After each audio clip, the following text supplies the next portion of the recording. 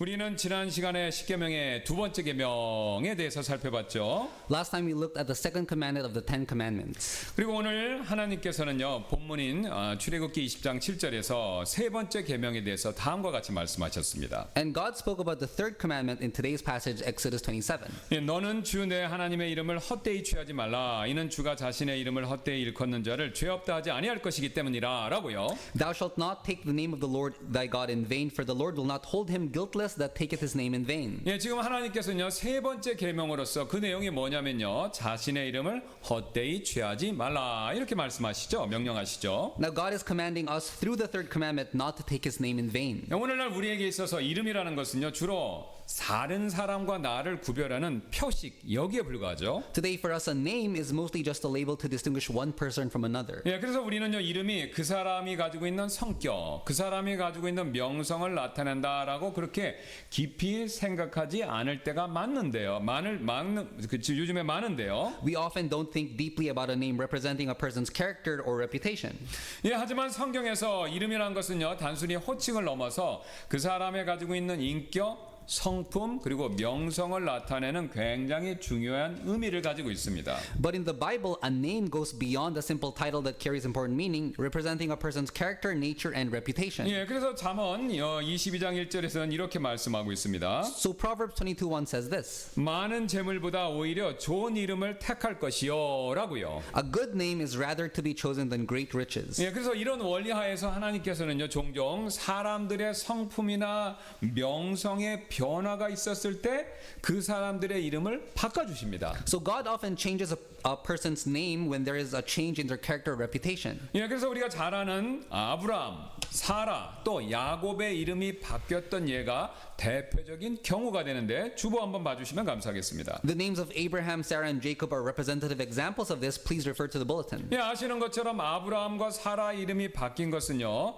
그들의 명성이 바뀌었음을 보여주고 있고요. 또한 잘 아시는 것처럼 야곱이 이스라엘이라는 새로운 이름을 받게 된 것 역시 그의 성품에 변화가 있었다라는 것을 알려주고 계시는 거죠. The change of Abraham and Sarah's name shows their reputation had changed, and Jacob receiving the name Israel signifies the transformation of his character. 예, 그래서 이처럼 성경 속에서 나오는 이름은요, 단순한 우리가 생각하는 호칭에 머무는 것이 아니라 그 이름을 가진 사람이나 특징이나 평판, 이것까지도, 이런 의미까지도 담고 있다라는 것이죠. So in this way, a name in the Bible is not just a title, but it carries a person's traits and reputation. 예, 이 사실은요, 하나님의 이름에도 똑같이 적용이 됩니다. This same principle applies to God. 예, 하나님의 이름도 단지 다른 신들과 구별되는 표식, 이것으로만 하나님의 이름이 존재하는 것이 아닌데요. God's name doesn't exist to distinguish him from other gods. 예, 하나님의 이름은요, 그분의 성품 또 명성, 이것을 드러내는 굉장히 중요한 의미를 담고 있습니다. His name carries an important meaning that reveals his character and reputation. 예, 우리 주변에서도 이런 개념을 쉽게 찾아볼 수 있습니다. We can easily find this concept around us as well. 예, 예를 들어서 노벨, 잘 아시죠? 노벨이라는 이름을 들으면 우리가 보통 단순히 한 사람의 이름만 떠올리는 것이 아니라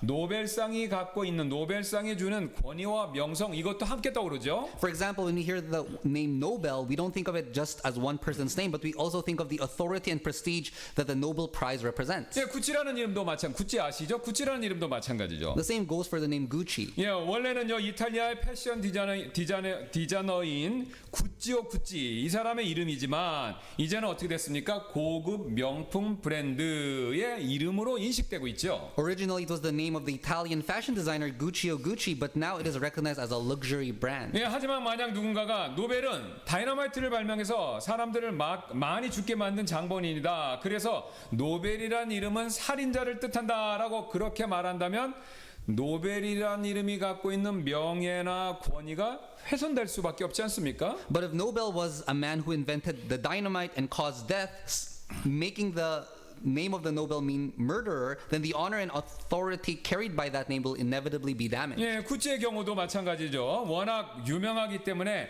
가짜 구찌 제품들이 넘쳐나면서 오히려 구찌라는 이름이 가짜의 대명사처럼 그렇게 불리게 되었죠. In the case of Gucci, because it is so famous, counterfeit products are everywhere, and sometimes the name is used as symbol of fakeness. 예, 이렇듯 이름은요, 그 자체로서 그 사람의 명성, 위엄, 이것을 나타내기 때문에 그 이름이 훼손되면 그 사람의 명예도 손상이 되는 겁니다. In this way, a name itself represents a person's reputation and dignity, and when the name is damaged, the person's honor is also damaged. 예, 그래서 같은 원리가 하나님의 이름에도 그대로 지금 똑같이 적용이 되는 거죠. This principle applies to God's name. 그래서 하나님의 이름 역시 하나님의 명성과 위엄을 드러내고 있기 때문에 하나님의 이름이 더럽혀지거나 함부로 취급을 당하면요, 하나님의 권위와 영광 역시 손상이나 가볍게 여김을 당하게 되는 것입니다. God's name also reveals his reputation and majesty, so when his name is defiled or treated carelessly, his authority and glory are also dishonored. 예, 그래서 하나님께서는 이런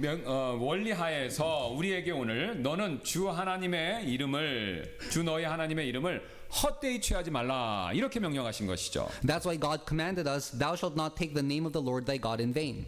여기서 헛되이 취하다라는 말은요, 히브리어로 끌어올리다 또는 운반하다라는 뜻의 단어하고 공허함, 헛됨이라는 두 단어가 결합돼서 그렇게 생긴 단어가 됩니다. Here the phrase take in vain comes from a combination of a Hebrew word meaning to lift up or to carry and another word meaning emptiness or vanity. 예, 그래서 문자 그대로 그것을 해석하면요, 너는 주 너의 하나님의 이름을 공허하게 들어올리지 말라 또는 공허하게 높이지 말라 이런 뜻이 됩니다. So literally it means do not lift up or exalt the name of the Lord your God in emptiness or vanity. 예, 이것은요, 하나님의 이름이나 또는 주, 예수, 그리스도 같은 이런 예수 그리스도와 하나님의 거룩한 이름을 우리가 부주의하거나 가볍게 또는 불손하게 사용하는 일이 없게 하라는 하나님의 엄한 명령이 된 것이죠. This is God's command for us not to use his name or holy names like Lord Jesus Christ carelessly, lightly, or disrespectfully. 예, 그렇다면 어떤 경우가 구체적으로 우리가 하나님의 이름을 부주의하거나 또는 불손하게 사용하는 일이 될까요? Then in what situations would we be using God's name carelessly or disrespectfully? 예, 우리가 구약 성경을 유심히 딱 보시면요, 크게 세 가지 경우에 대해서 성경이 경고하고 있습니다. The Bible warns us about three main situations regarding this. 예, 가장 먼저 주술이나 점술과 관련이 있는데요. The first case is when it's related to sorcery or divination. 네, 지금과는 다르게 고대 세계에서는요, 많은 사람들이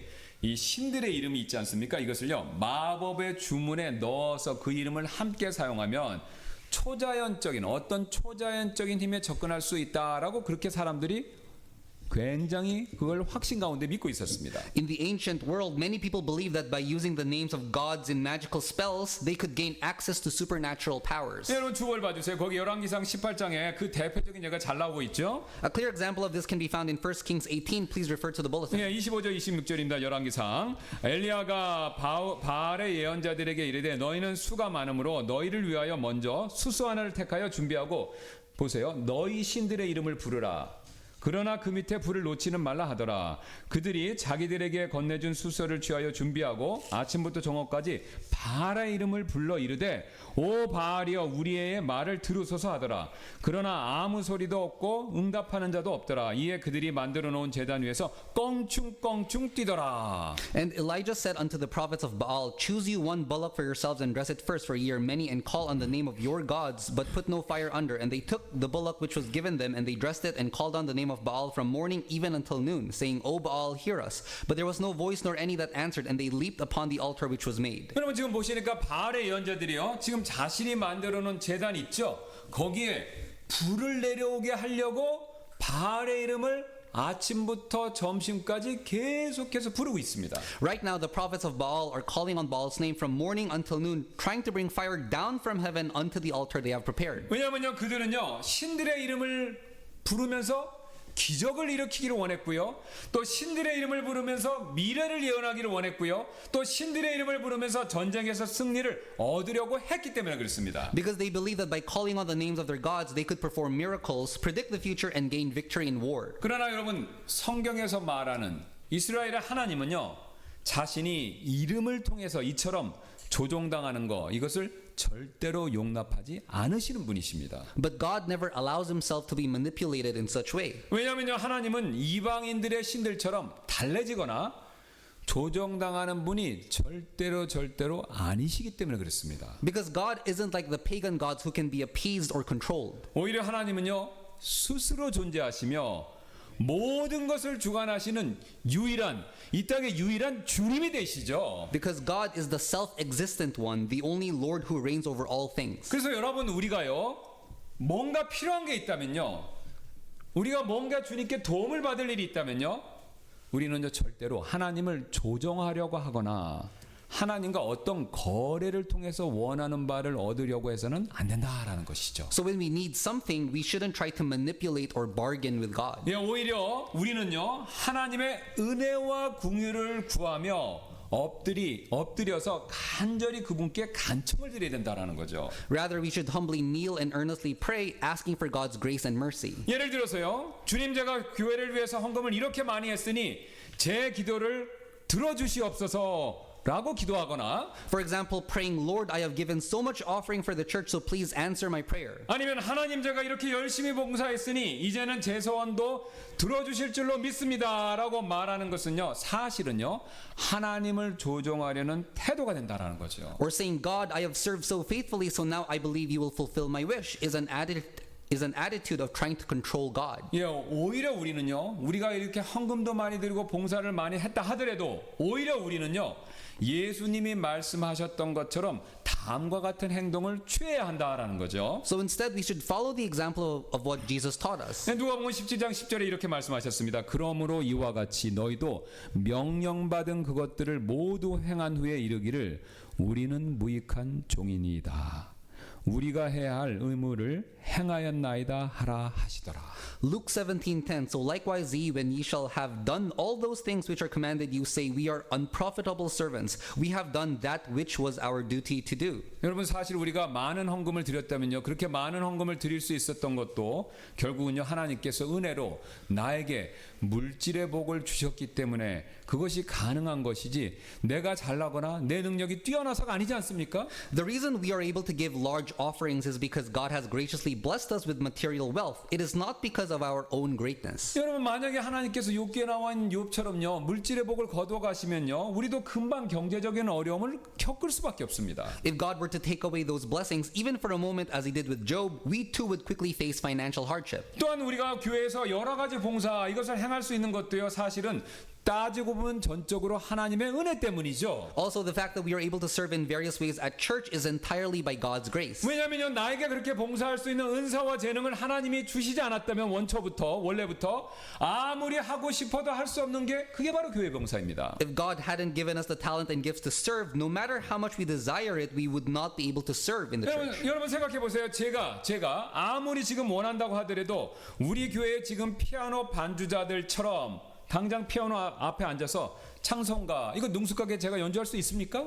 Think about it. No matter how much I want to or could I suddenly sit at the piano and skillfully play hymns like the pianist in our church? 아니면요 지금 예배 끝나고 나서 부엌에 가서 뭐 두루치기나 떡볶이 이런 거 지금처럼 맛있게 요리하며 봉사하는 다른 분들처럼 제가 그거 금세 뚝딱 맛있게 만들어낼 수 있습니까? Or could I quickly prepare delicious dishes like turuchigi and tteokbokki and serve like those who help in the kitchen? 네, 그런 일들은 모두 하나님께서 각자에게 주신 특별한 은사, 능력 덕분에 행할 수 있는 일이다라는 거죠. All these things are possible only because of the special gifts and abilities that God has given to each person. 네, 여러분 그렇죠. 음악이든지 요리든지 어떤 봉사든지요. 그것을 할 수 있는 것 자체가 그것으로서 하나님의 은혜이고 축복이다라는 사실을 우리는 명심해야 된다는 것이죠. Whether it's music, cooking, or any form of service, being able to do it is itself God's grace and blessing. 예, 그래서 우리가 드리는 헌금이나 봉사는요. 하나님을 조종하거나 아니면 하나님께 어떤 대가성으로 무언가를 얻기 위한 수단이 되어서는 안 된다라는 거죠. Therefore, our offerings and service shouldn't be used as a way to manipulate God or get something in return. 오히려 그런 것들은요. 우리가 하나님께 받은 은혜에 대한 감사의 표현 이것이 되어야 되죠. They should be expressions of gratitude for the grace we have received from God. 그래서 우리는요. 언제나 하나님 앞에 항상 이런 고백을 드릴 수 있어야 합니다. So we should always be able to make this confession. 예, 대상 역대기상 29장 13절인데요. 그러므로 이제 우리 하나님이여 우리가 주께 감사하며 주의 영화로운 이름을 찬양하나이다라고 그렇게 감사를 드려야 된다는 것이죠. 1 Corinthians 29:13. Now therefore our God we thank thee and praise thy glorious name.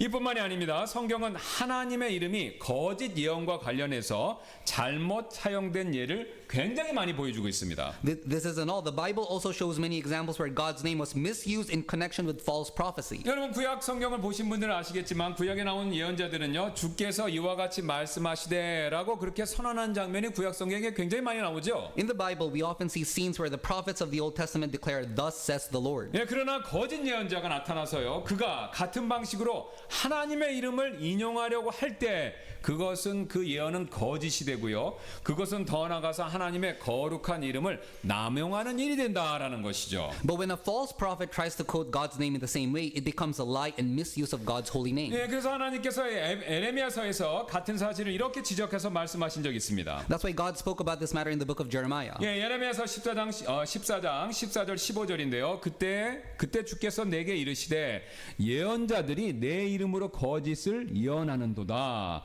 내가 그들을 보내지 아니하였고 그들에게 명령하거나 말하지도 아니하였거늘 그들은 너희에게 거짓 환상과 계시와 점술과 허망한 것과 그들 마음에 속이는 것을 예언하는도다.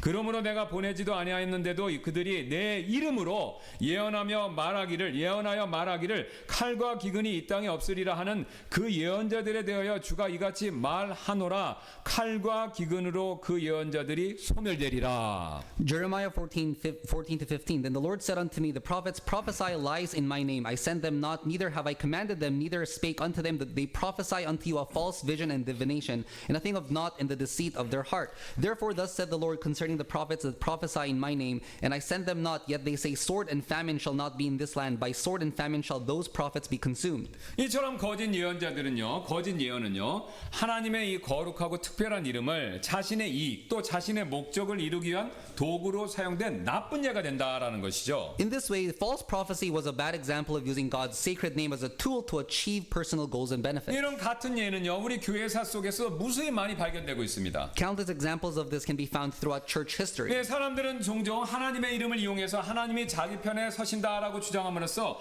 자신이 마치 하나님을 대변하는 것처럼 믿을 만한 사람인 것처럼 자신을 높여왔죠. People often try to increase their own credibility by claiming that God is on their side. 그래서 하나님의 이름은요, 십자군 전쟁에서부터 시작해서 노예무역, 정치적인 어떤 정당을 지지하는데 사회운동에 이르기까지 온갖 것에 이용이 되어 왔고 이렇게 이용된 결과는 항상 부정적인 열매를 맺었다라는 것이죠. As a result, God's name has been used for everything from the Crusades to the slave trade, political parties, social movements, and the outcomes are almost always negative. 요즘에는요, 심지어는요, 하나님의 이름을 티셔츠 아니면 범퍼 스티커 이런 거에 붙이거나 또는 상품 판매를 위한 어떤 슬로건 그런 데까지 사용을 하고 있죠. These days, God's name is even used on t-shirts, bumper stickers, and as slogans to sell products. 일례로 2000년대 초 미국에서 유행했던 티셔츠, 모자, 머그컵 등에 쓰인 다음과 같은 슬로건이 있었습니다. For example, in the early 2000s in the United States, there was a popular slogan printed on t-shirts, hats, and mugs that said this: 여러분 뒤에 계신 분 보이시나요? 예수님은 나의 절치. Jesus is my homeboy. 지금 예수님이 친구이신 거 이건 맞죠, 여러분? It is true that Jesus is our friend. 예, 그렇다고 예수님이 하나님이시다라는 사실을 무시하고 이런 식으로 표현하는 것은요, 하나님의 이름을 함부로 취하는 일이 된다라는 것이죠. But taking lightly the fact that Jesus is God and expressing it in such a casual way is misusing God's name. 여러분 이런 사례는 더 많은데요. 일부 그리스도인들은 종종 주님께서 나에게 이렇게 하라고 말씀하셨다라고 그렇게 말하는 분들 있지요. There are many more examples. Some Christians often say, "The Lord told me to do this." 실제로 지금은 안 계시지만 예전에 우리 교회 어떤 한 형제님은요, 주님께서요, 자신에게요, 자기가 가지고 있는 아이패드를 버리라고 말씀하셨다고 그렇게 생각하고요, 정말로 자신이 가지고 있는 그 비싼 아이패드를 길거리에 있는 쓰레기통에 버린 적이 있었습니다. There was once a brother in our church who said, "The Lord told me to throw away my iPad," and he actually threw it into a trash can on the street. 심지어 어떤 분들은요, 주님께서 내가 당신에게 이 말을 전하라고 하신다라고 그러면서 어떤 말을 나한테 해주는 사람도 있죠. Some even say, "The Lord told me to tell you this." 하지만 이런 말들은 굉장히 조심해야 됩니다. 왜냐하면요, 이런 것들이 바로 오늘 성경에서 경고하고 있는 거짓 예언에 해당될 수 있기 때문에 그렇습니다. But we need to be very careful with such words because these can fall into the category of false prophecy. 여러분 왜 이것이 거짓 예언이 됩니까? 왜냐하면요, 하나님께서는요, 이미 우리에게 자신이 하고 싶은 모든 말씀을 성경을 통해서 완전히 주셨기 때문에 하나님은 추가적으로 더 우리에게 하신 말씀이 없습니다. God has already given us all the words we need perfectly through the Bible. 물론 성령님의 내적 인도하심 이런 것은 우리 안에 분명히 존재하죠. Of course, the inner guidance presence of the Holy Spirit does exist. 하지만 이것은 어디까지나 내적인 내 자신이 느끼는 인도하심일 뿐이지 그것이 하나님의 권위 있는 성경 말씀처럼 과장되는 거 이것은 위험한 일이라는 것이죠. But it remains personal guidance, and we should never exaggerate it as if it were God's authoritative word. 예, 사실 대부분의 그리스도인들은요 앞에서 말씀드렸던 것처럼 하나님이 직접 자신의 귀에 뭘 말씀하셨다 이렇게 주장하시는 분은 거의 없습니다. In fact, most Christians don't claim that God has spoken directly into their ears. 그러나 여러분 우리가 흔히 빠지거나 또한 흔히 겪을 수 있는 위험은요 자신이 원하는 방향에 맞게 내가 있는 성경 말씀을 왜곡하거나 오해하는 바로 그런 일이 될 수 있다라는 거죠. However, another danger we often fall into is distorting or misunderstanding scripture to fit our own desires. 여러분 이 성경의 어떤 한 단어나요 한 구절을 문맥에서 떼어내서 마치 내 생각을 지지하는 근거처럼 사용하는 그런 일은요 매우 흔하고도 굉장히 위험한 유혹이 됩니다. Taking a single word or verse out of context to support our own thinking is a very common and dangerous temptation. 여러분 그렇게 하면요 결국 하나님이 항상 내 편이다라는 착각에 빠지게 되고요.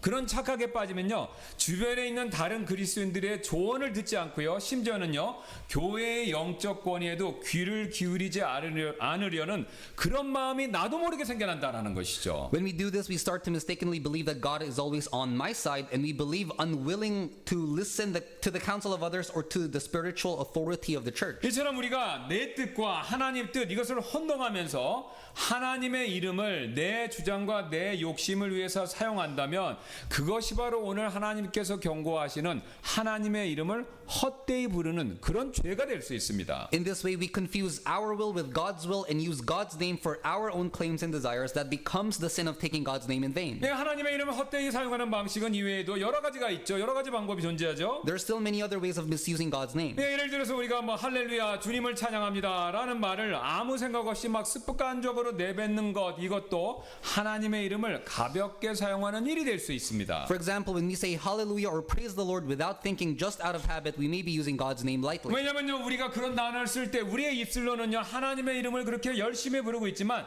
정작 우리의 삶은 그런 고백과는 전혀 다른 반대의 모습을 보여주고 있을 수 있기 때문에 그렇습니다. Because with our lips we call on God's name, but in reality our lives often do not reflect that confession. 네, 또한 하나님의 말씀을 농담거리로 삼거나 마치 세속적인 가요처럼 가볍게 그렇게 불려지는 어떤 CCM 같은 찬양곡을 무심히 부를 때도 우리는요 사실 나도 모르게 하나님의 이름을 소홀히 대할 수 있다라는 것이죠. Also, when we turn God's word into a joke or casually sing praise songs as if they are just ordinary pop songs, we are treating God's name carelessly. 네, 그러나 가장 미묘하면서도 많은 분들이 무심코 저지르는 잘못은 바로 예배 중에서 우리가 하나님을 가볍게 대하는 태도 그것이 바로 제일 큰 문제이죠. But the most subtle and common mistake people make is having a careless attitude toward God during worship. 오늘날 저와 여러분 모두는요 우리 그 교회들을 교회들의 모습을 보면요 때때로 마음속에 이런 질문이 떠오르죠. 과연 하나님에 대한 경외심이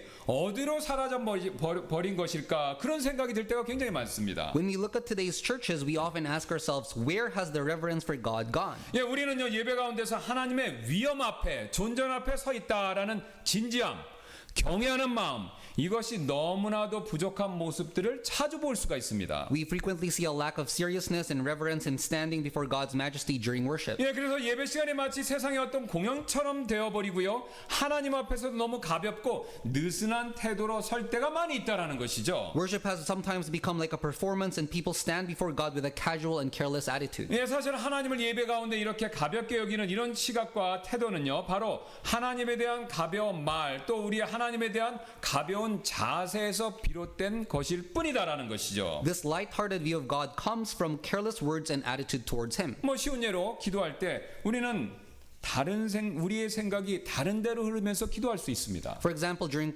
prayer, our thoughts wander elsewhere. 뭐 우리가 성경을 읽으면서도요, 우리 눈으로는 성경을 보지만 마음으로는 하나님의 말씀을 받아들이고 있지 않을 수도 있다는 것이죠. Or when we read the Bible, we read with our eyes but do not receive God's word in our heart. 왜 찬양을 부를 때 입으로는 부르지만 마음을 다해서 부르지는 않을 수도 있고요. When we sing praise, we do so with our mouths, but we don't sing with our hearts. 네, 그래서 섹스피어는요 그의 작품 햄릿에서 우리의 이런 모습을 잘 지적하는 다음과 같은 유명한 말을 하나 남겼습니다. That's why Shakespeare pointed out this kind of attitude in his work Hamlet with these words. 네, 내 말은 하늘로 날아오르지만 내 생각은 여전히 땅에 남아 있구나. 생각 없는 말은 결코 하늘에 닿지 않으리라.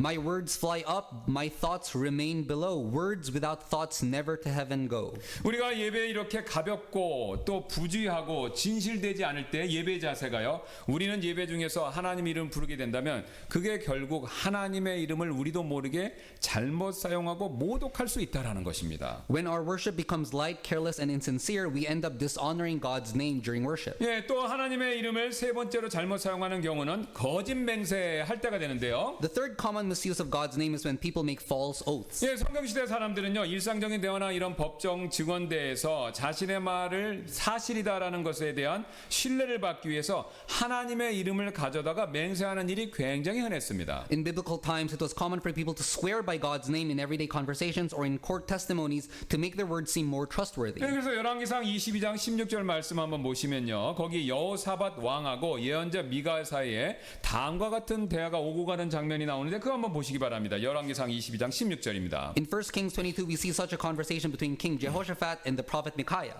왕이 그에게 이르되 내가 몇 번이나 너로 맹세하게 하여야 내가 주의 이름으로 오직 진실한 것만을 내게 고하겠느냐 하더라. And the king said unto him, How many times shall I adjure thee that thou tell me nothing but that which is true in the name of the Lord? 이처럼 사람들이요, 하나님의 이름으로 맹세했던 이유는요, 하나님의 이름이 곧 진리인 것처럼 사람의 말도 참되다라는 것을 강조하기 위해서 그 당시 사람들은 맹세할 때 하나님의 이름을 많이 사용했습니다. The reason people swore by God's name was to emphasize that just as God's name represents truth, their words should also be true. 하지만 만약 하나님의 이름으로 맹세했던 사람이 자신의 말을 지키지 않게 된다면요, 그것은 하나님의 이름이 가지고 있는 진실함과 신실함까지도 부정하는 일이 된다라는 것이죠. But if someone swears by God's name and doesn't keep their word, it becomes a denial of God's truth and faithfulness. 네, 그래서 이 사실을 이사야서 48장 1절이 이렇게 잘 보여주고 있는데요. Isaiah 48:1 shows this clearly. 오 야곱의 집이여, 너희는 이것을 들을지니 너희는 이스라엘의 이름으로 불리고 유다의 물들에서 나왔으며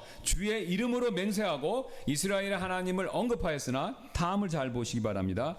진리 안에서 하지도 아니하고 의 안에서 하지도 아니하는도다, 이렇게 얘기하죠. Hear ye this, O house of Jacob, which are called by the name of Israel, and are come forth out of the waters of Judah, which swear by the name of the Lord, and make mention of the God of Israel, but not in truth nor in righteousness. 예, 바로 이런 모습이 지금과 같은 바로의 그 이사야서의 모습이 바로 거짓 맹세를 통해서 세 번째 계명을 가장 심각하게 어기는 그것을 지키지 않는 그런 모습이 된다는 것이죠. This is exactly why false oaths become one of the most serious violations of the third commandment. 즉 입으로는요 어떻습니까? 주의 이름으로 맹세하지만 그 안에는 진실함도 없고요, 또 하나님의 이름을 외치고 있지만 의로움이 없다라는 거죠. They swear in the name of the Lord with their lips, but there is no truth in their hearts, and they speak God's name without righteousness. 예, 결국 하나님의 이름을 거짓 맹세에 사용하는 것, 이것은요 거룩한 하나님의 이름을 거짓을 뒷받침하는 도구로 사용하는 매우 심각한 죄가 된다라는 거죠. In the end, using God's name in a false oath, it becomes a very serious sin. It turns God's holy name into a tool for supporting lies. 예, 그래서 레위기 19장 12절에서 하나님께서 이렇게 명령하셨죠. That's why God gave us this command. 너희는 내 이름으로 거짓 맹세하지 말고 내 하나님의 이름을 욕되게 하지 말라, 나는 주니라라고요. Leviticus 19:12, And ye shall not swear by my name falsely, neither shalt thou profane the name of thy God. I am the Lord. 예, 우리가 지금까지 살펴봤던 것처럼 세 가지 경우, 주술, 거짓 예언, 거짓 맹세에 하나님의 이름을 이용하는 일들은 모두 다 하나님의 이름을 헛되이 취하는 일이다라는 그 사실을 살펴봤습니다. The three cases we have looked at, using God's name in sorcery, false prophecy, and false oaths, are all ways of taking the Lord's name in vain. 사실 하나님의 이름을 이처럼 헛되이 취하는 행동은요, 우리가 생각하는 것 이상으로 위험한 일이 될 수 있습니다. Taking God's name in vain in these ways is far more dangerous than we think. 예, 왜냐하면 하나님께서 오늘 본문에서 다음과 같이 경고하셨기 때문인데요. Because God has said this in today's passage. 예, 오늘 본문 다시 한번 보겠습니다. 20장 7절. 너는 주 내 하나님의 이름을 헛되이 취하지 말라. 그 다음이 중요합니다. 이는 주가 자신의 이름을 헛되이 일컫는 자를 죄 없다 하지 아니할 것이기 때문이라 라고 경고하셨죠. Exodus 27, thou shalt not take the name of the Lord thy God in vain, for the Lord will not hold him guiltless that taketh his name in vain. 네, 지금 죄 없다 하지 않겠다 이 말씀은요 이중부정인데 한글로는요 바로 심판과 정죄 이것을 뜻하는 것이죠. When God says he will not hold him guiltless, it means judgment and condemnation. 예, 그런 심판과 정죄에 대한 예가 레위기 24장에서 우리가 찾아볼 수가 있습니다. We can find a clear example of this in Leviticus 24. 네, 레위기 24장을 보면요 두 이스라엘 사람 사이에서 싸우는 장면, 다투는 장면이 하나 나옵니다. In the verse, there is a scene where two Israelites are fighting. 그런데 그 두 사람 중에 한 사람은요 이집트인과 이스라엘 사람들의 사이에서 난 혼혈이었습니다. One of them was a mixed heritage, the son of an Egyptian father and an Israelite mother. 그런데 그가 혼혈인 그가요 싸우는 도중에 하나님의 모독하는 말에 그 하나님을 모독하는 저주의 말을 다음과 같이 내뱉었다라는 거죠. And during the fight, he spoke a curse and blasphemed the name of God. 네, 그래서 레위기 24장 10절 11절입니다. 이스라엘 여인의 아들이여 그의 아버지가 이집트 사람인 자가 이스라엘 자손 중에서 나갔더라. 이 이스라엘 여인의 아들과 한 이스라엘 사람이 진영에서 서로 싸우다가 그 이스라엘 여인의 아들이 주의 이름을 모독하고 저주하였더라. 그들이 그를 모세에게로 끌고 갔더라. 그 어머니의 이름은 슬로밋이요 단지파에 속한 디브리의 딸이더라. Leviticus 24:10-11. And the son of the Israelitish woman, whose father was an Egyptian, went out among the children of Israel. And this son of the Israelitish woman was a man of Israel, strove together in the camp. And the Israelitish woman's son blasphemed the name of the Lord and cursed. And they brought him unto Moses, and his mother's name was Shelomith, the daughter of Dibri, of the tribe of Dan. 예, 그 저주의 말을 들은 사람들은요 깜짝 놀랐고 그를 딱 붙잡아서 모세에게 데려와서 재판을 받게 했습니다. Those who heard his words were shocked, and they seized him and brought him before Moses for judgment. 네, 근데 주님께서는요 말씀하시기를 그 사람의 죄를 무죄로 여기지 않고 다음과 같은 선언을 하셨습니다. At that time, the Lord didn't hold him guiltless, but spoke these words. 네, 레위기 24장 13절부터 16절인데요. 주께서 모세에게 말씀하여 이르시기를 그 저주한 자를 진영 밖으로 끌어내어 그의 말을 들은 모든 자가 그의 머리에 손을 얹게 하고 온 회중이 돌로 그를 치게 할지니라. 또 너는 이스라엘 자손에게 말하여 이르기를 누구든지 자기 하나님을 저주하는 자는 자기 죄를 담당할지니라. 또 주의 이름을 모독하는 자 그를 반드시 죽일지니 온 회중이 반드시 돌로 칠지니라. 타국인이든지 그 땅에서 태어난 자든지 주의 이름을 모독하면 그를 죽일지니라. Leviticus 24:13-16. And the Lord spake unto Moses, saying, Bring forth him that hath cursed without the camp, let all that heard him lay their hands upon his head, and let all the congregation stone him. And thou shalt speak unto the children of Israel, saying, Whosoever curseth his God shall bear his sin. And he that blasphemeth the name of the Lord, he shall surely be put to death, and all the congregation shall certainly stone him, as well as the stranger, as he that is born in the land. When he blasphemeth the name of the Lord, shall be put to death. 이처럼 구약 시대에서는요 하나님의 이름을 모독하는 자를요 가볍게 다루시지 않고 돌로 쳐서 죽였습니다. In the Old Testament, those who blasphemed the name of God were stoned to death. 물론 신약 시대에서는요 우리가 혹시 실수로라도 그런 죄를 지었다 하더라도 돌로 치지는 않죠. 우리 교회에서 돌로 안 칩니다. In the New Testament era, even if we commit such a sin, we would not be stoned. 그러나 여러분 다음과 같은 일은 벌어질 수 있습니다. But the following consequences can still happen. 여러분 사도행전 19장을 보면요 예수님의 이름과 관련된 매우 흥미로운 사건이 하나 기록되어 있습니다. In Acts 19, we find a very interesting event related to the name of Jesus. 예, 바로 사도 바울이 에베소에서 선교하던 중에 만났던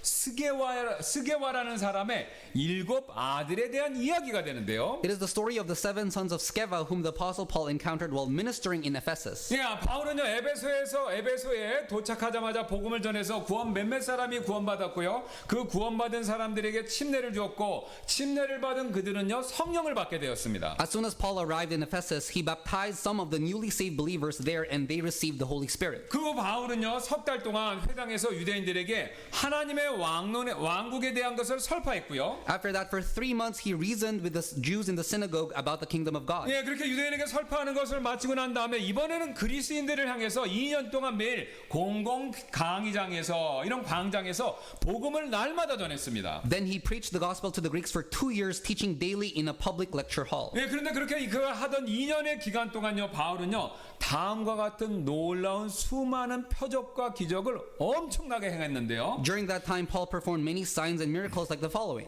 예, 우리 사도행전 19장 11절 12절 보겠습니다. 이에 하나님께서 바울의 손으로 특별한 기적들을 행하셨으므로 그의 몸에서 손수건이나 앞치마를 가져다가 병자들에게 대기만 하여도 그들에게서 질병들이 떠나고 악한 영들이 그들에게서 떠나가더라. 대단하죠, 여러분? Acts 19:11-12, and God wrought special miracles by the hands of Paul, so that from his body were brought unto the sick handkerchiefs or aprons, and the diseases departed from them, and the evil spirits went out of them. 그런데요, 바울의 지금 이런 놀라운 사역을요, 유심히 지켜보던 한 무리의 사람들이 그때 있었습니다. However, there was a group of people who carefully observed Paul's ministry. 이 지켜보던 사람들은요, 바울이요, 기적을 행할 때마다 매번 예외 없이 예수님의 이름으로 행한다라는 그 사실에 주목하기 시작했습니다. They noticed that every time Paul performed miracles, he always did so saying in the name of Jesus. 예, 그들이 보니까요, 바울은요, 침례를 베푸든지 아니면 설교를 하든지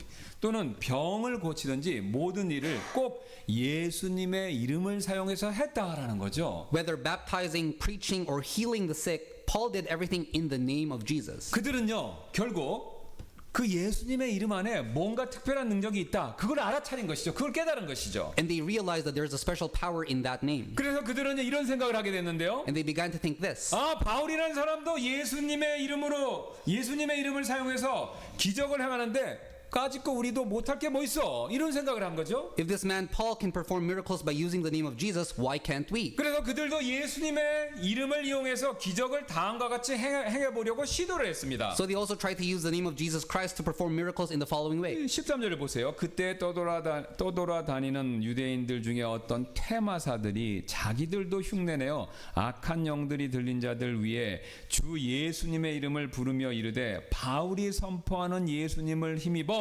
우리가 너에게 엄히 명하노라 하더라라고요. Acts 19:13, then certain of the vagabond Jews, exorcists, took upon them to call over them which had evil spirits the name of the Lord Jesus, saying, we adjure you by Jesus whom Paul preacheth. 근데 그 결과는요, 그들의 기대와는 전혀 다른 것이었죠. But the result was not what they had expected. 그런데 이들뿐만 아니라 성경을 또 유심히 보시면요, 사도행전 19장을 보시면요, 유대인 대제장 스게와라는 사람이 있었는데 그 사람의 일곱 아들들도 같은 일을 행하고 있었습니다. Moreover, the seven sons of Sceva, a Jewish chief priest, were also trying to do the same thing. 14절입니다. 유대인이요 제사장들의 우두머리인 스게와라는 사람에게 7 아들들이 있었는데 그들도 그렇게 하더라. Acts 19:14, and there were seven sons of one Sceva, a Jew and chief of the priests which did so.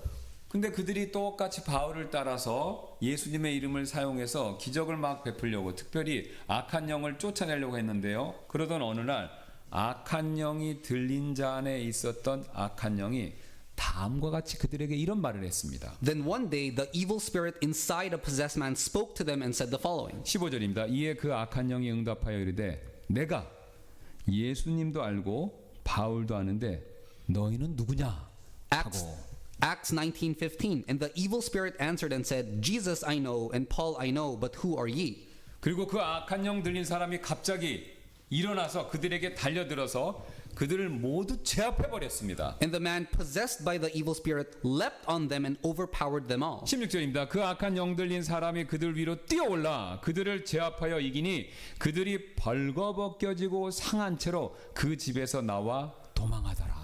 Acts 19:16, and the man in whom the evil spirit was leaped on them and overcame them and prevailed against them so that they fled out of that house naked and wounded. 여러분 왜 스게와의 7 아들들에게 이런 일들이 벌어진 것일까요? Why did this happen to the sons of Sceva? 바로 오늘 하나님께서 금하신 명령, 즉 하나님의 이름을 헛되이 취했기 때문이지 않습니까? It was because they broke God's command and took his name in vain. 지금 이 스게와의 7 아들들은요, 하나님의 이름을 마치 마술 도구처럼 남용해서 자신의 이익을 구하는데 사용하려고 했다라는 것이죠. The seven sons of Sceva misused God's name like a magic tool for their own gain. 그래서 그들은요, 비록 돌에 맞지는 않았지만요, 마귀 들린 사람들에게 매를 맞았습니다. So although they were not stoned to death, they were beaten by a demon-possessed man. 즉 하나님께서 그들을요 결코 죄가 없다 하지 않으시고 오히려 그들에게 이런 징계를 허락하신 것이죠. God didn't hold them guiltless. Instead, He allowed this punishment to happen to them. 그런데 여러분 이 이야기에 있어서 가장 중요한 하이라이트는요 이 일들 이후에 일어난 다음과 같은 일에 있습니다. But the most important highlight of the story is what happened afterward. 7절 보겠습니다. 이 일이 에베소에 거하는 모든 유대인들과 그리스인들에게도 알려지니 두려움이 그들 모두에게 임하고 주 예수님의 이름이 높임을 받더라. Acts 19:17, and this was known to all the Jews and Greeks also dwelling at Ephesus, and fear fell on them all, and the name of the Lord Jesus was magnified. 하나님이신 예수 그리스도의 이름이 지금 에베소에서 영광을 받으신 것이죠. God's name was glorified in Ephesus. 우리가 이미 앞에서 살펴봤듯이 하나님은요 우상처럼 조종당하시는 분이 절대로 아니다라는 거죠. As we have seen, God is never someone who can be manipulated like an idol. 오히려 하나님께서는요 언제 기적을 행할지 그분 스스로 결정하시는 분이시죠. Rather, it is God Himself who decides when to perform miracles. 그리고 그 기적을 실천하려고 행하려고 하실 때 누구를 택하실지 그걸 결정하는 분이 바로 하나님 자신이죠. And the miracles happen only through the servants whom God has chosen. 그래서 에베소 사람들은요 이 사건을 통해서 두 가지를 분명히 깨닫게 되었습니다. So through this event, the people of Ephesus clearly realized two things. 가장 먼저 예수 그리스도는요 모든 다른 신들과 모든 악한 영들 위에 계신 참된 주님이시며 그분의 이름은요 모든 이름 위에 뛰어난 이름이다라는 사실을 에베소 사람들은 깨닫게 된 것입니다. First, that Jesus Christ is the true Lord above all the other gods and evil spirits, and His name is the name above every name. 네, 그리고 그들은 또 한 가지 다른 것을 깨닫게 되는데요. 점성술, 주술 등 이 사탄적인 것을 가볍게 여기는 것이 굉장히 위험한 일이다라는 사실을 깨닫고 다음과 같은 행동을 보여주었습니다. And they also realized how dangerous it is to treat satanic practices like astrology and sorcery lightly, and they demonstrated this understanding through their actions. 18절 19절 보겠습니다. 이에 믿는 사람들이 많이 와서 자백하고 자기들의 행위를 보여주더라. 신기한 술수들을 쓰던 자들 중에 많은 자들도 자기 책들을 모아가지고 와서 모든 사람 앞에서 불사르니 그들이 그 값을 계산한 즉 은화로 5만 개나 되었더라. Verse 18 to 19, and many that believed came and confessed and showed their deeds. Many of them also which used curious arts brought their books together and burned them before all men. And they counted the price of them and found it 50,000 pieces of silver. 그리고 이 사도행전의 이야기는요 다음과 같이 흥미진진한 결론으로 그 끝을 맺고 있는데요. And the story ends with the following exciting conclusion. 20절을 보겠습니다. 그렇게 하나님의 말씀이 강력하게 자라고 세력을 얻더라. Verse 20, so mightily grew the word of God and prevailed. 지금 우리가 살펴본 이 이야기가 보여주는 굉장히 중요한 영적 교훈이 한 가지가 있습니다. There's an important lesson shown in the story we've just looked at in the book of Acts. 여러분 지금 하나님의 이름을 존귀하게 여기는 이 일하고요. 복음이 전파돼서 하나님의 왕국이 확장되는 이 두 일 사이에는요. 깊은 연결고리가 있다라는 사실이죠. It's that there is a deep connection between honoring God's name and the spreading of the gospel and growth of God's kingdom. 즉 이겁니다, 여러분. 하나님의 이름이 높아지고 영광을 받을 때요. 사람들이 그 이름 앞에 엎드리고 주님께 나와서 구원받는 일이 이루어진다라는 것이죠. When God's name is lifted up and glorified, people bow before that name, come to the Lord and receive salvation. 즉 하나님의 이름이 높아질 때 하나님의 왕국이 성장하고 그 세력을 얻게 된다라는 것입니다. In the end, when God's name is exalted, His kingdom grows and gains strength. 여기서 우리는 꼭 기억해야 할 한 가지 중요한 사실을 발견하게 되는데요. Here we discover one very important truth. 여러분 우리 교회가요. 더 많은 영혼을 구원하고 하나님께서 더 많은 사람을 우리에게 보내주시기를 우리가 정말로 원한다면요. 우리가 그 무엇보다도 가장 먼저 신경 써서 해야 할 일은요. 바로 하나님의 이름과 예수 그리스도의 그분의 이름을 높이는 일입니다. If our church desires to save more souls and see God send more people to us, the first thing we need to do is exalt the name of God and the name of Jesus Christ. 여러분 우리가 그렇게 되려면요. 우리 교회 안에서는요. 저나 여러분이나 그 누구의 이름도 높여져서는 안 됩니다. That's why in our church, neither my name nor your name nor anyone else's name should be lifted up. 오직 하나님의 이름과 우리의 구원자이신 예수 그리스도 그분의 이름만 높여져야 된다라는 것이죠. 어디에서요? 우리 교회에서. Only God's name, the name of Jesus Christ, should be exalted. 왜냐하면 우리가 그렇게 주님의 이름만을 높일 때 하나님께서 에베소 교회에 부흥을 주셨던 것처럼 우리 교회에도 놀라운 부흥을 허락하실 것이기 때문입니다. Because when we lift up only the name of the Lord, God will bless our church with a revival just as he did with the church in Ephesus. 그래서 여러분 오늘 우리가 배웠던요 세 번째 계명을 지키는 일은요 단순히 하나님의 법을 지키는 것 그 이상의 의미를 가집니다. So keeping the third commandment we are learning today means more than simply following God's law. 그것은 바로요 우리를 통해서 더 많은 사람들이 예수 그리스도의 이름을 믿고 또 구원에 이르게 하는 일과 연결되어 있기 때문에 그렇다라는 것이죠. It is directly connected to leading more people to hear the name of Jesus Christ, believe in him, and receive salvation through us.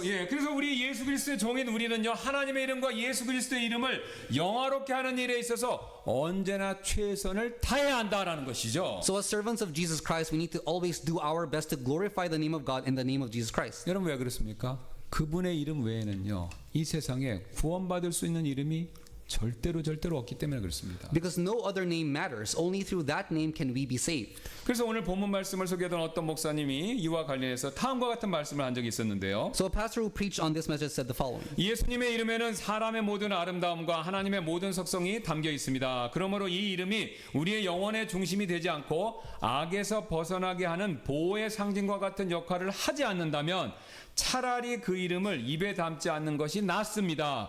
그렇지 않으면 그 이름을 헛되이 부르는 것이 되기 때문에 그렇습니다. The name of Jesus gathering into itself all human beauty and all divine attributes, unless as it is used, it is the keynote of the soul, the talisman of deliverance from evil, then had the name better never be mentioned, for so it is taken into vanity. 그러나 우리 모두에게 이 이름이 다른 모든 것들보다 위에 있기를 바라며 우리가 다음과 같이 고백할 수 있기를 저는 소망합니다. May it be to all more than that, and may they be able to say of that name. 예수님은 갇힌 자의 사슬을 끊으시고 뱀의 머리를 부수시며 힘없는 영혼에 능력을 불어넣어 주시는 죽은 자에게 생명을 주시는 바로 그 이름입니다. 라고요. Jesus, the prisoner's fetters breaks, bruises the serpent's head, power into strengthless souls he speaks, and life into the dead. 여러분 우리 모두는요 바로 이 예수님의 이름을 불렀던 일을 통해서 구원을 받은 사람들이죠. We are all people who have been saved by calling on the name of Jesus. 그 사실을 사도행전 4장 12절이 이렇게 선언하고 있는데요. Acts 4:12 speaks of this truth. 다른 어떤 사람 안에도 구원이 없나니 이는 하늘 아래에서 우리를 구원할 다른 이름을 사람들 가운데 주지 아니하셨기 때문이라 하더라 라고 분명히 선언하죠. Neither is there salvation in any other, for there is none other name under heaven given among men whereby we must be saved. 로마서 10장 13절도 같은 사실을 이렇게 선언하죠. Romans 10:13 says this. 이는 누구든지 주의 이름을 부르는 자는 구원을 받을 것이기 때문이라 라고요. For whosoever shall call upon the name of the Lord shall be saved. 여러분 이처럼 우리는요 그분의 이름을 부름으로써 구원을 받았고요. 또한 아버지와 아들과 성령의 이름으로 침례를 받고 교회의 회원이 되었습니다. In this way we have been saved by his name, and we have been baptized in the name of the Father and of the Son and of the Holy Spirit, becoming members of the church. 그래서 언제 어디서든지 우리는요 그리스도의 이름을 지니고 살아가고 있고요. 그래서 그리스도인이다라고 그렇게 불리는 거 아닙니까? That's why we carry the name of Christ wherever we go and live, and we are called Christian. 그래서 그리스도라는 그 이름은요 우리가 하는 모든 일과 사실 연결되어 있다라는 것이죠. As a result, the name of Christ is connected to everything we do. 그래서 우리가 하는 말, 우리가 하는 삶, 우리가 하는 모든 것들은요 사실 그리스도의 이름과 관계되어 있습니다. 왜냐하면 우리는 그리스도인이기 때문에 그렇죠. Our words, actions, and lives are tied to that name. 그러기 위해서는요 우리가 가정과 교회와 직장과 심지어는요 우리가 하는 문자나 SNS 상에서 그런 대화 가운데서도 하나님의 이름을 예수 그리스도의 이름을 가볍게 여기는 행동을 절대로 하지 말아야 된다라는 겁니다. So we mustn't take God's name lightly at home, in church, at work, and even in social media. 오히려 우리는요 항상 하나님과 예수 그리스도의 이름을 높이고 영화롭게 하는 거 이것을 우리 삶의 가장 중요한 목표 가운데 하나로 삼아야 된다라는 것이죠. We must always make it the highest goal of our lives to lift up and glorify the name of God in Jesus Christ. 왜냐하면 우리가 그렇게 할 때 오늘 주신 세 번째 계명을 온전히 지키는 그런 사람이 될 수 있기 때문에 그렇죠. Because when we do so, we become people who truly keep the third commandment given to us today. 그리고 우리가 그렇게 할 때 오늘 사도행전에서 말씀해 주셨던 것처럼 하나님께서요 우리 교회에게 즉 예수 그리스도와 하나님의 이름만을 높이는 우리 교회에게 더 많은 혼들을 보내주셔서 그들이 구원받고 그들이 우리 교회에 더해지는 그런 은혜를 주실 것이기 때문에 그렇습니다. And when we do so, God will send more souls to our church so that they too may receive the grace of salvation. 그래서 우리 이 시간 잠시 기도하는 시간 좀 갖도록 하겠습니다. So let's take a moment to pray. 저와 여러분 모두는요, 우리 교회가 부흥하고 성장하기를 원하고 있습니다. All of us, including myself, desire for our church to grow and experience revival. 그렇다면 오늘 하나님께서 우리 그 방법 가운데 하나를 가르쳐 주시지 않았습니까? And today, God has shown one of the ways to make that happen. 예, 바로 우리 가운데 그 누구의 이름도 높이지 말고 오직 하나님과 예수 그리스도 그분의 이름만을 높이라 하고 그렇게 하나님 가르쳐 주셨습니다. It is to lift up no other name among us but only the name of God and Jesus Christ. 그럴 때 하나님께서는요, 에베소 교회의 사도행전에 나와 있는 것처럼 그렇게 부흥을 주셨듯이 우리 교회도 반드시 부흥을 허락해 주실 것입니다. And when we do so, God will bless our church with revival just as He did with Ephesus. 그래서 이 시간 우리 하나님과 예수 그리스도의 이름만 높이게 해달라고 우리 다 같이 그렇게 기도하시지 않겠습니까? So at this moment, let's pray that we would lift up only the name of God and Jesus Christ. 또한 우리가 그렇게 실천함으로 순종함으로써 우리 교회가 부흥하고 성장할 수 있게 해달라고 여러분 또 그렇게 기도하시지 않겠습니까? And let's also pray that by doing so, our church will experience growth and revival. 예, 그래서 지금 이 시간 제가 먼저 기도하고 이후에 있을 초청 시간에 모두 함께 이것을 위해서 기도하는 시간 갖도록 하겠습니다. So I'll pray first and then we will all pray together.